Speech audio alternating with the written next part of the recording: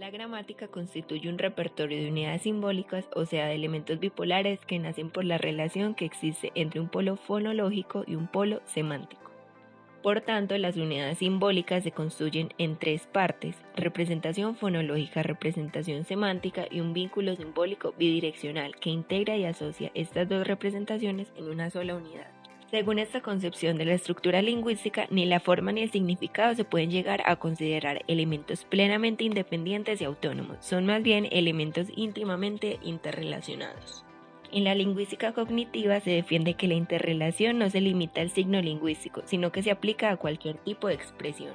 Y en la gramática cognitiva no reconoce la existencia de niveles intermedios de estructura gramatical que no se basen en la fonología y significado. Gracias a esto, la morfología, sintaxis y léxico no se entienden como niveles lingüísticos discretos. Esta concepción del lenguaje tiene consecuencias teóricas esenciales, como el cuestionamiento de la existencia de mecanismos como las transformaciones o las categorías vacías que establecen la relación intrínseca entre forma y significado. Ahora hablaremos de la semántica no composicional. La idea de falta de composicionalidad semántica resulta clara si examinamos el fenómeno de las frases idiomáticas. Como expresiones idiosincrásicas, las frases idiomáticas no son la suma de sus partes en el sentido de que el significado de la frase entera no se desprende completamente del significado de las palabras individuales que la constituyen.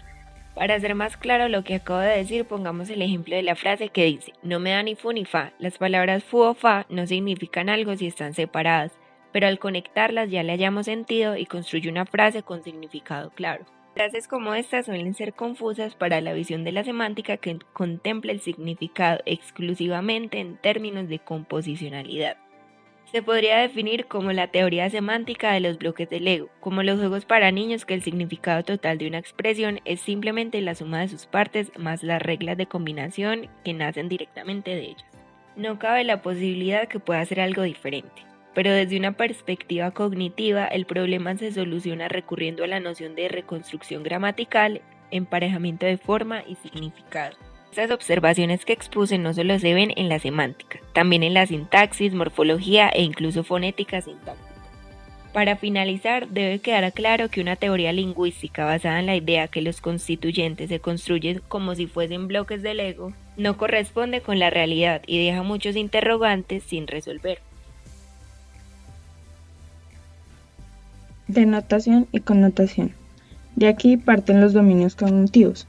Estos permiten que contextualicemos el sentido de las palabras, permitiendo interpretarlas correctamente. Todo esto lo representamos con imágenes mentales, es decir, lo que interpretamos del significante para dar contexto al significado, ya que así es como conocemos el mundo. Los dominios sitúan el significado en el sentido conceptual del contexto. Esto es fundamental en la estructura semántica de las palabras.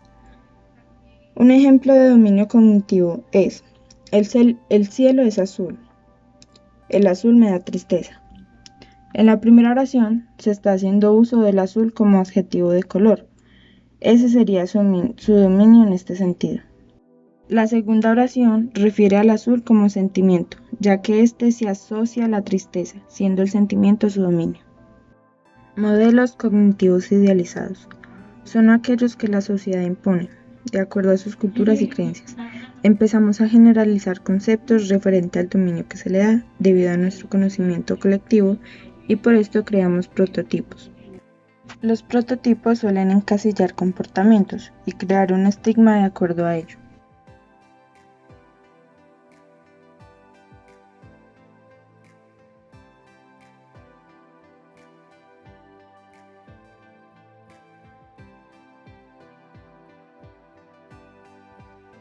Para entender lo que es perfil y base, veamos este ejemplo. Vemos en esta imagen que representan la hipotenusa del triángulo. Ahora si suprimimos esa línea en negrilla, solo vemos el triángulo. Y ahora en esta imagen solo vemos la línea que representa la hipotenusa, pero como no tiene contexto, solo es una línea. Ahora volvamos a la primera imagen.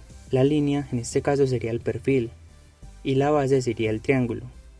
El perfil necesita de un contexto. Si no hay un contexto, que sería la base, en este caso el triángulo, no podemos entender que esa línea está representando la hipotenusa. Así que ya sabemos, el perfil es del concepto y la base es el contexto donde está inmerso este perfil. La base puede tener varios dominios. Para entender esto tenemos acá dos oraciones. La primera: Miguel compró un coche nuevo, pero el carburador era defectuoso. La segunda: Miguel compró un coche nuevo, pero un carburador era defectuoso. Como vemos, lo único que cambia es el un antes de carburador. En este caso, en estas oraciones, la base es la palabra coche. Y cuando nos mencionan la palabra coche, inmediatamente nos vamos a sus partes, que en este caso es el carburador, que sería el perfil. Solo hay una oración buena en este ejemplo, en este caso es la primera, porque la segunda utiliza el artículo un, que es un artículo indefinido. Al utilizar este artículo nos está diciendo que hay varios carburadores en un coche. Ahora procedo a hablar sobre imágenes y gramática. De las muchas habilidades cognitivas que poseemos, quizá la más importante es nuestra capacidad de representación mental. Y hablando de una de las características más básicas de la conceptualización, son las imágenes, que aquí mencionaré. Según Langecker, las imágenes se derivan de la relación interdependiente que existe entre el contenido proposicional de una determinada conceptualización y la interpretación específica que se le da a dicho contenido. Todos tenemos la facultad de representar mentalmente las oraciones o palabras al escucharlas o leerlas. También podríamos asociar esto con significado y significante. Y además vemos que hay algunas oraciones o situaciones que tienen más de un significante o representación mental. En el marco de la gramática cognitiva, las imágenes no se refieren a una percepción visual, sino a la manera como concebimos una determinada situación. Así que para ilustrar lo antes mencionado, en el primer ejemplo del vaso nos dan dos oraciones. Una, el vaso está medio lleno. 2, el vaso está medio vacío. Y nos lo ilustran con 3 imágenes.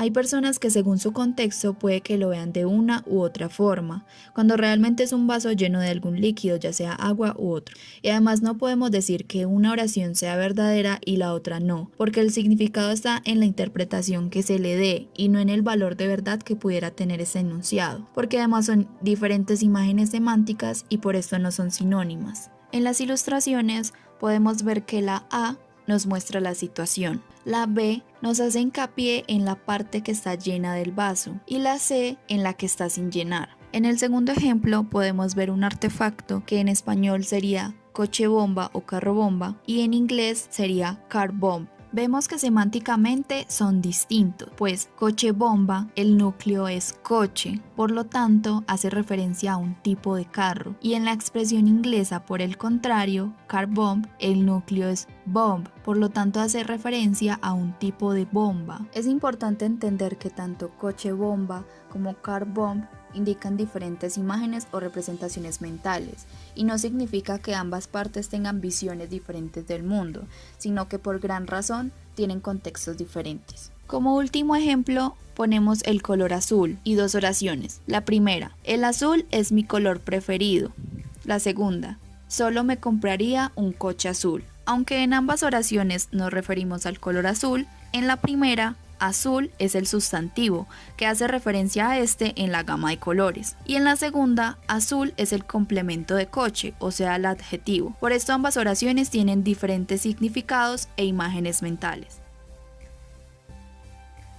La lingüística cognitiva está explorando el potencial que posee la gramática para interaccionar con casi cualquier tipo de conocimiento. La lingüística aún tiene mucho camino por recorrer en el campo de la sintaxis. El valor de la construcción representa una situación que es justamente la contraria de la anterior, ya que cualquier hablante de castellano reconoce esta construcción básicamente como equivalente a una negociación. De la semántica a la gramática.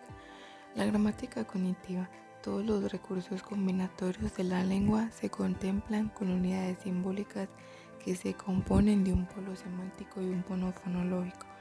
La gramática ha fundamentado los elementos de base significativa y sonora.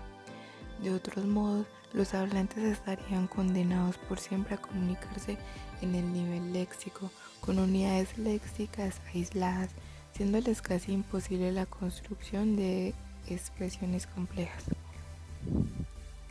La sintaxis es uno de los puntos en que la lingüística cognitiva rompe claramente con la mayoría de tradiciones gramaticales recientes. La lingüística funcional o funcionalismo cuyo interés primordial es explicar la relación entre forma y contenido.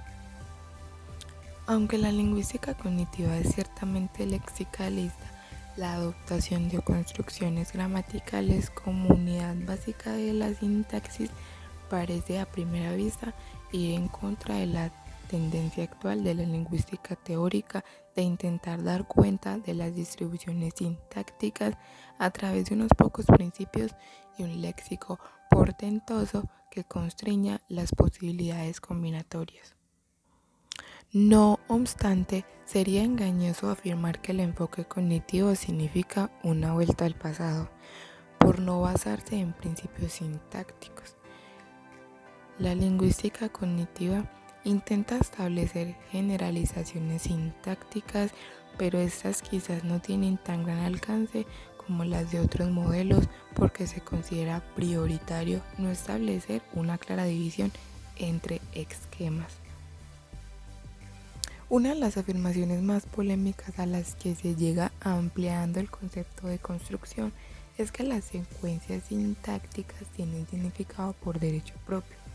Esta es una idea bastante sugerente, sobre todo cuando se consideran construcciones cuyo significado no derivan de la suma de sus partes constituyentes, como por ejemplo en la construcción, sintagma verbal, infinitivo y sintagma nominal. Esta observación tiene repercusiones teóricas de dimensiones considerables. A diferencia de otros marcos teóricos, la lingüística cognitiva cuestiona la separación de la sintaxis y la semántica. De hecho, muchos casos que a primera vista parecen ser cuestiones de pura forma, resultan ser construcciones gramaticales que han de satisfacer ciertas restricciones semánticas. Por un lado, hemos puesto de manifiesto que la frontera entre conocimiento lingüístico y conocimiento del mundo es artificial, ya que el significado lingüístico se fundamenta directamente en nuestro conocimiento del mundo, y el considerarlo separadamente hace más que ocultar aspectos que son centrales para el estudio de las lenguas. Por otro lado, hemos argumentado que esta semántica enciclopédica juega un papel determinante en ciertos fenómenos gramaticales, lo que desde el punto de vista de la mayoría de los marcos teóricos puede parecer un presupuesto teórico bastante audaz. Desde la lingüística cognitiva, sin embargo, resulta natural considerar que la semántica incide en la gramática. La gramática es un vínculo de la semántica y que como tal, la sintaxis se ve contaminada.